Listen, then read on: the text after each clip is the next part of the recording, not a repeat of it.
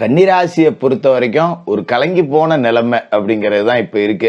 காரணம் என்னன்னு பார்த்தீங்கன்னா கண்டசனி. கண்டசனி ஏதாவது நல்லது செய்யுமா ஜோசியரை? ரொம்ப கஷ்டமா இருக்கே, அடுத்து வரக்கூடிய 2 வருஷத்தை எப்படி ஓட்ட போறேன்னே தெரியலையே அப்படிங்கிற கவலை ஒரு பக்கம் இருக்கு. மறுபக்கம் குரு எங்க இருக்காருன்னு பாத்தீங்கன்னா 10ல குரு பதவியில நாசமா மாற்றமா நல்லதா கெட்டதா ஏதாவது உருப்படியா நடக்குமா, அடுத்த 2 வருஷம் என்னமா புல போட்ட போறோம். ராகு 6ல இருக்காரு, கேது 12ல இருக்காரு, இதெல்லாம் சேர்ந்து அடுத்த 2 வருஷத்துக்கு என்ன பண்ண போகுது, ஏதாவது வாழ்க்கையில நல்லது நடக்குமா அப்படிங்கிற எதிர்பார்ப்போட இருக்கீங்க. உங்களை பொறுத்த வரைக்கும் இந்த 7ஆம் இடத்துக்கு சனி போறார் அப்படிங்கிறப்ப என்ன நடக்க போகுது அப்படிங்கிற எதிர்பார்ப்புகள் கன்னிராசிக்காரர்களுக்கு நிறைய இருக்கும். சனி இதுவரைக்கும் இருந்த 6ஆம் வீடு அப்படிங்கிறது அற்புதமான ஒரு வீடு. அதே நேரத்தில் சனி பார்வை அப்படிங்கிறது இதுவரைக்கும் ராசிக்கு 12, 3, 8 இந்த 3 வீட்லேயுமே விழுந்துச்சு. அப்போ ருணரோக சத்துருஸ்தானம் அப்படிங்கிற நல்ல இடத்துல சனி இருந்திருப்பாரு. ஓரளவுக்கு எதிரிகளோட தொல்லை அப்படிங்கிறது நீங்கி இருக்கும். கடங்கண்ணி கொஞ்சம் அடைச்சிருக்கலாம், ஃபுல்லாக அடைக்கலை அப்படின்னாலும் ஓரளவுக்கு அடைச்சிருக்கலாம். விரயஸ்தானத்தை சனி பார்த்து நிறைய விரய செலவுகள் அப்படிங்கிறதையும் கொடுத்துருப்பாரு.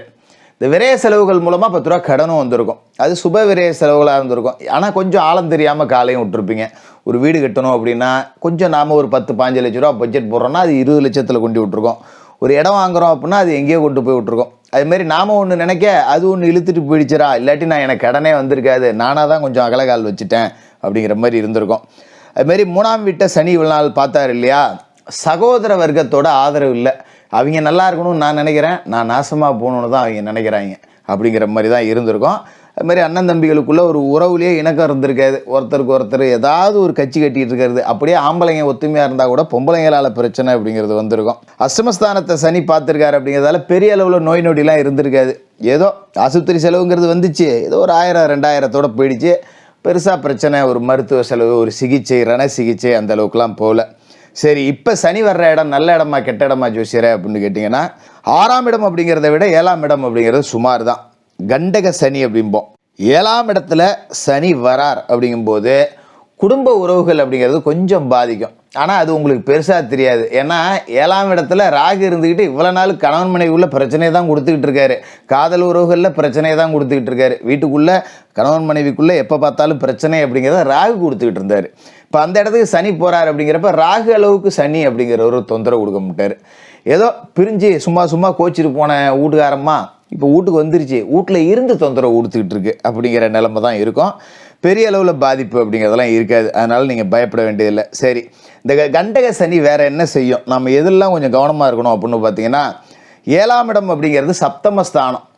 வாழ்க்கை துணை, மனைவியோ கணவனோ, ஆணுக்கு மனைவி பெண்ணுக்கு கணவன், கூட்டு தொழில், தொழில் கூட்டாளிகள் இவர்களை குறிக்கும். அது மாதிரி நண்பர்களை குறிக்கும். இந்த இடத்த சனி வரார் அப்படிங்கிறப்ப இந்த ஆதிபந்தம் எல்லாமே கெட்டு போகும். அப்போ குறிப்பாக குடும்ப உறவுகளில் விரிசல் இல்லாமல் நம்ம பார்த்துக்கணும். வீட்டில் ஏதாவது சண்டை சச்சரவு அப்படின்னா சரிப்போ அப்படின்னு கொஞ்சம் நாம் விட்டு கொடுத்து போகிறது நல்லது. அதுமாதிரி சில பேருக்கு குடும்பத்தை பிரிஞ்சு வெளியில் வேலை பார்க்க வேண்டிய சூழல் இருந்தது அப்படின்னா கிளம்பி போயிடுறது நல்லது. அந்த மாதிரி வாய்ப்பு அப்படிங்கிறது கிடைக்குது அப்படின்னாலே இந்த கண்டசனி காலகட்டத்தில் அது ஒரு வரப்பிரசாதம் தான். அதனால் நான் வீட்டை விட்டு வெளியே போய் பிரிஞ்சு வேலை பார்க்க வேண்டியதாக இருக்கேன், தொலைதூரத்துக்கு போய் வேலை செய்ய வேண்டியதாக இருக்கேன், செவனேன்னு வீட்டு சாப்பாடு சாப்பிட்டு நிம்மதியாக இருந்தேன், இப்போ வெளியூரில் கொண்டாந்து விட்டாங்க, கடை சாப்பாடு சாப்பிட வேண்டியதாக இருக்குது, அதெல்லாம் நீங்கள் கவலைப்பட வேண்டியதில்லை. இங்கே இருந்து சண்டை போட்டுக்கிட்டு உள்ளூர்லேயே போய் ஹோட்டலில் திங்கிறத விட எங்கேயோ கண்ணு காணாமல் இருந்துக்கிட்டு ஃபோனில் சந்தோஷமாக பேசிக்கிறது நல்லது தான். பக்கத்துலேயே உட்காந்து எலியும் பூனையுமா இருக்கிறத விட எட்டக்க இருந்துக்கிட்டு இணக்கமாக இருக்கிறது அப்படிங்கிறது நல்லது. அதனால் வெளியூருக்கு வேலை கிடச்சிதுன்னா கண்ணை மூடிட்டு ஓடி போயிடுங்க. அதுமாரி வெளிநாடு தொடர்பான வாய்ப்புகள் வரும், அதை பயன்படுத்திக்கணும். இப்போ மாமா ஒருத்தன் இருக்கான், மச்சா ஒருத்தன் இருக்கான், ஒரு சிங்கப்பூர் போகலான்னு இருக்கேன், துபாய் போகலான்னு இருக்கேன், விசா எடுத்து அனுப்புகிறேன்னா ஃப்ரெண்டு ஒருத்தன் போயிருக்கான், கூப்பிட்டுக்கிறேன்னு சொன்னான், 2 பேரும் ஒன்றா தான் படித்தோம், ஒரே வேலையில் தான் இருக்கோம், அவன் கூப்பிட்டுக்கிறேன்னு சொன்னான்னா கண்ணை மூடிட்டு ஓடி போயிடுங்க. அதை பற்றி தப்பு கிடையாது. இந்த மாதிரி வாய்ப்புகள் வரும், அதை பயன்படுத்திங்க. மற்றபடி வீட்டில் தெரியாமல் எந்த விவகாரத்திலையும் நம்ம ஈடுபடக்கூடாது. இப்போ நண்பன் ஒருத்தன் பணம் கேட்டிருப்பான், வீட்டுக்கு தெரியாமல் பணம் வாங்கி கொடுப்போம். இந்த வேலைலாம் இப்போ நடக்கும். அது நாளைக்கு என்ன ஆகிப்படும், அவன் கட்ட மாட்டான், நம்ம யார்கிட்ட வாங்கி கொடுத்தோமோ அவங்க வீட்டில் வந்து நிற்பான். உங்கள் வீட்டுக்காரர் தான் சொல்லி வாங்கி கொடுத்தாரு, நம்ம இல்லாத நேரத்தில் அது ஒரு பிரச்சனையாகும். அதனால் அந்த மாதிரி வேலை செய்யக்கூடாது. யாருக்கும் ஜாமீன் ஜவாப்தாரி ஏற்றக்கூடாது. அதுமாதிரி கூட்டு தொழில் முடிஞ்ச வரைக்கும் 10 ரூபா முதலீடு போட்டு தொழில் செய்கிறீங்க அப்படின்னா நம்மக்கிட்ட இப்போ இந்த மாதிரி தூண்டும், இன்னும் கொஞ்சம் காசு போட்டால் தொழிலை பெருக்கலாமே, காசு இல்லாமல் போச்சே, சாய்ச்சி காமிச்சிருப்பேன், இன்னும் ஒரு 5 லட்சம் இருந்தா அப்படின்னு நமக்கு தோணும். அப்போ என்ன பண்ணணும், யாரையாவது கூட்டு சேர்த்துக்கலாமான்னு தோணும். அப்படி தான் தோணும். ஆனால் சேர்த்துக்காதீங்க, அதுதான் உங்களுக்கு நல்லது. ஏன்னா கூட்டு தொழில் சர்வநாசம். கூட்டு தொழிலில் ஏற்கனவே இருக்கேன், கூட்டாளியோடு இருக்கேன்னா கூடுமான வரைக்கும் சனிப்பெயர்ச்சிக்கு முன்னாடியே பிரிச்சுக்கிறது நல்லது. இந்தப்பா இது உனக்குப்பா, இந்தப்பா இது எனக்குப்பா அப்படின்னு சொல்லிட்டு பிரிச்சுக்கிட்டு அவங்கவுங்க புலப்பாக்குறது அப்படிங்கிறது தான் நல்லது. இல்லை நான் நம்பிக்கையாக தொழில் பண்ணிகிட்ருக்கேன், ரொம்ப வருஷமாக பண்ணிகிட்ருக்கோம், நிறைய முதல் போட்டோம், டக்குன்னெலாம் பிரிக்க முடியாது ஜோசியரை அப்படின்னா ஒப்பந்தங்களை முறைப்படுத்திக்கணும். இந்த இத்தனை வருஷத்துக்கு நாம் ஒன்றா சேர்ந்து தொழில் செய்கிறோம், இது இத்தனை % உனக்கு, இத்தனை % எனக்கு, இது என் வேலை, இது உன் வேலை அப்படிங்கிற மாரி எல்லாத்தையும் ஒப்பந்தங்களாக எழுதிக்கிறது அப்படிங்கிறது தான் நல்லது. சும்மா பேருக்கு நம்பிக்கையின் அடிப்படையில் தொழில் பண்ணால் அதில் ஒரு பிரச்சனை அப்படிங்கிறது நிச்சயமாக வரும். அதில் எந்த விதமான மாற்றமும் இல்லை. அது மாதிரி நண்பர்கள் வகையில் தேவையற்ற பயணங்கள் அப்படிங்கிறத குறைச்சிக்கிங்க. வருவாங்க 4 சிநேகிதன், வாடா எங்கேயாவது ஊட்டி போயிட்டு வருவோம், கொடைக்கானல் போயிட்டு வருவோம், இல்லை எங்கேயாவது ஒரு ஜாலியாக ஒரு ரவுண்டு போயிட்டு வரோம், இந்த மாதிரிலாம் வரும். கூடுமான வரைக்கும் அந்த மாதிரி சந்திப்புகள் அப்படிங்கிறத, அந்த மாதிரி பயணங்கள்ங்கிறத குறைச்சிங்க. ஏன்னா இப்போ 10 பேராக சேர்ந்து போவீங்க, திரும்பி வரும்போது பார்த்தீங்கன்னா 4 பேர் தான் வருவீங்க. 6 பேர் அடிப்படியில் கோச்சிக்கிட்டு நான் பஸ்ஸில் போகிறேன்ட்டு திசைக்கு ஒருத்தனா பிரிஞ்சு போயிடுவான். ஒரு நண்பர்களாக ஒன்றா இருந்து எப்பவும் போல் இருக்கிறத விட எங்கேயாவது ஜாலியாக போகிறேன்னு 2 நாளில் பிரிஞ்சுக்கிட்டு போயிடும். அந்த மாதிரி சூழல் வரும். அதுமாதிரி குடுக்கல் வாங்கல் அப்படிங்கிறது நண்பர்கள் வட்டத்தில் வச்சுக்கவே கூடாது. இதே காலகட்டத்தில் பார்த்தீங்கன்னா உங்களோட சொந்த ராசிக்கே சனி பார்வை அப்படிங்கிறது கிடைக்குது. அப்போ இது நல்லது. என்ன ஜோசியரை சொல்கிறீங்க, சனி பார்க்குறாரு நல்லதுங்கிறீங்களே அப்படின்னு நீங்கள் கேட்கலாம். சனி ராசியை பார்க்குறாரு அப்படின்னா கர்ம வினைப்படி நாம் வாழணும். எப்பேற்பட்ட கஷ்டத்துலையும் நீதி நெறி தவறாமல் இருக்கிறவனே சனிக்கு ரொம்ப பிடிக்கும். ஏன்னா அவர் தான் நீதி காரகர். எதுக்குமே தீர்ப்பு அப்படிங்கிறத சனி பகவானுக்கு நிகராக கொடுக்கவே முடியாது.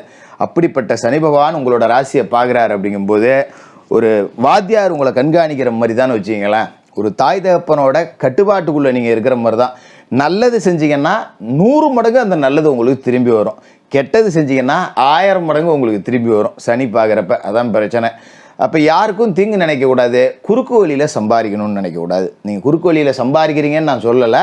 அப்படி வாய்ப்பு வரும், ஏற்றுக்காதீங்க. குறிப்பாக அரசு துறையில் இருக்கிறவங்க இந்த லஞ்சம் வாங்கிறது, கையூட்டு வாங்கிறது, இந்த சாமானியர்களை அலகழிக்கிறது, இந்த மாதிரி வேலைலாம் வச்சு கூடாது. நம்ம வாங்குகிற சம்பளத்துக்கு நம்ம வேலை செய்யணும். ஒருத்தன் வராங்களா, இங்கேருந்து நீங்கள் கவர்மெண்ட் ஆஃபீஸ்லாம் பார்த்துருக்கலாம், ஒரு முதியோர் பணத்துக்கு வருவாங்க, நடப்பாங்க, அவங்கெல்லாம் அலைய விட்டுக்கிட்டே இருப்பாங்க. இந்த மாதிரி நேரத்தில் நீங்கள் அவங்களுக்கெல்லாம் உதவி செஞ்சீங்கன்னு வச்சுக்கிங்களேன், மாற்றுத்திறனாளிகள், முதியோர்கள், இவங்க ஒரு வேலையாக உங்ககிட்ட வராங்க அப்படின்னா அதை முடிச்சு கொடுத்தீங்க அப்படின்னாலே சனி உங்களை அப்படியே தூக்கி உச்சத்தில் வைப்பார். 4 ப்ரமோஷன் அடிப்பார், 1 2லாம் கிடையாது. இதே காலகட்டத்தில் சனி பார்வையில் நாம் நன்மை செஞ்சால் நன்மை அப்படிங்கிறது 100 மடங்கு நமக்கு திரும்பி வரும். அதேமாரி சனி உங்களோட ராசிக்கு 4வது வீட்டை பார்க்குறார். அம்மாவோட ஸ்தானம், சுகஸ்தானம் அப்படிங்கிறதும் அதுதான், தாயாரோட ஸ்தானமும் அதுதான். சொந்த உடல் ஆரோக்கியத்தை கொஞ்சம் பார்த்துக்கணும். தேக ஆரோக்கியத்தில் பிரச்சனையை கொடுப்பாரு. அதனால் கூடுமான வரைக்கும் மாமிச உணவுகளை குறைச்சிக்கணும், எண்ணெய் காரம் கொழுப்பு மசாலாவை குறைச்சிக்கணும். அதேமாதிரி உஷ்ணம் தொடர்பான பிரச்சனைகள் வரும். அதுக்கு சனிக்கிழமை நல்லெண்ணெய் தேய்ச்சி நீராடணும். மாதத்தில் 1 நாளாவது நீங்கள் சனிக்கிழமையில் நல்லெண்ணெய் தேய்ச்சி நீராடுங்க. சனி குளிர்ச்சி அடைவார், உங்களையும் குளிர்ச்சிப்படுத்துவார். அதுமாதிரி 9ஆம் இடத்துல சனி பார்வை விழுது அப்படிங்கிறப்ப சொந்த வீடு கட்டுறதுல தடை வரும். சொந்த வீடு கட்டணும்னு முயற்சி செஞ்சிங்கன்னா தடங்கள் வரும். அப்போ ஒரு 2.5 வருஷத்துக்கு சொந்த வீடு அப்படிங்கிறத எட்டி பார்க்காதீங்க. இதுமாரி தந்தையாரை கொஞ்சம் கவனமாக பார்த்துங்க. தந்தைக்கும் மகனுக்குமான பிரிவினை வரும். அதனால் எதாக இருந்தாலும் அப்பாட்ட ஒரு வார்த்தை கேட்டு செய்யுங்க. எப்பா இது செய்யலாமாப்பா அப்படின்னு கேட்டுட்டு செய்யுங்க. அவர் உங்களை தடுக்கிறாரோ தடுக்கலையோ அது ஒரு விஷயம், பரவாயில்ல, புள்ள நம்மள்ட்ட கேட்டுட்டு தான் செய்கிறான் அப்படிங்கிற மாதிரி இருக்கும். அதுமாதிரி தந்தையார்கிட்டேருந்து ஒரு ஆதரவு அப்படிங்கிறதையும் நீங்கள் எதிர்பார்க்கணும். அப்படின்னா விட்டு கொடுத்தான் போகணும். இந்த இடத்தெல்லாம் சனிப்பார்வை விழுது அப்படிங்கும்போது மேற்கண்ட நான் சொன்ன விஷயங்கள் எல்லாத்தையும் செஞ்சீங்கனாலே நல்லபடியாக இருக்கும். யாருக்கும் தீங்கு நினைக்காம நம்ம உண்டு நம்ம வேலை உண்டு அப்படின்னு இருக்கணும். குறுக்கு வழி பணங்கள் அப்படிங்கிறது நிறையா வரும்.